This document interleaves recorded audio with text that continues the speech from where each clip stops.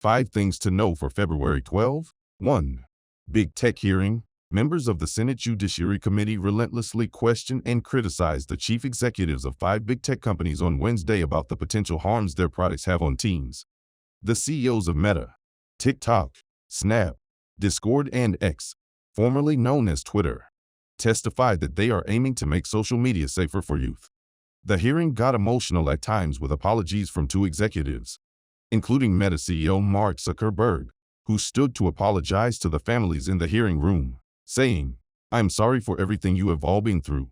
No one should go through the things that your families have suffered, and this is why we invest so much, and we are going to continue doing industry-wide efforts to make sure no one has to go through the things your families have had to suffer." 2. Gaza. The U.S. and at least 13 other countries have pulled funding for the main UN aid agency in Gaza following allegations by Israel that some of its staff were involved in Hamas' October 7 attack. While details remain scant, Israel alleges that 13 of the agency's 13,000 Gaza staffers took part in the attack in varying capacities, ranging from involvement in kidnapping hostages to being told to set up an operations room. On Wednesday, Israeli Prime Minister Benjamin Netanyahu called for the end of the UN mission in the region and said other aid groups must replace it. However, approximately 2 million Gazans rely on the agency for aid, with 1 million people using the group's shelters for food and health care amid the fighting in the enclave. 3. Atmospheric rivers. A potent pair of atmospheric rivers is lashing California with heavy rain and strong winds. More than 20 million people across the state are under flood alerts today as storms threaten flash flooding in cities including San Diego, Sacramento, San Francisco, San Jose, and Oakland. Forecasts show rain up to 4 inches is possible in the coming days and could fall at rates that could exceed 1 inch per hour. Then on Sunday, another atmospheric river is poised to stall over the southern part of the state in what could become the largest storm of the season. The National Weather Service said more than 400 personnel have been prepositioned across 16 California counties to respond when needed, according to the state's Office of Emergency Services. 4. Migrant arrivals.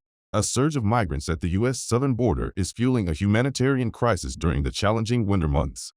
Texas Republican Gov. Greg Abbott has offered thousands of migrants free bus rides out of his state to sanctuary cities run by Democrats, and the options given were generally New York, Chicago, or Denver. Many migrants told CNN they had heard New York was too full, believed Chicago would be too cold, and thus picked Denver. But as crowds line up in the city to get food and shelter, the overnight temperatures are falling below 0 degrees Fahrenheit. As they face life-threatening temperatures, the mayors of New York, Chicago, and Denver have issued joint calls for the arrivals of migrants to be treated as a national problem. 5. Robocalls. The FCC is looking to make AI-generated robocalls illegal in the U.S.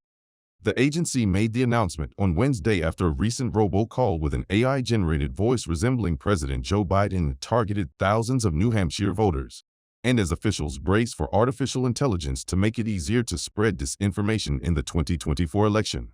An alarming number of robocalls in recent months have also confused consumers by imitating the voices of celebrities, political candidates, and close family members. The FCC said the number of robocalls placed in the U.S. peaked at around 58.5 billion in 2019, data shows. Last year, the figure was closer to 55 billion.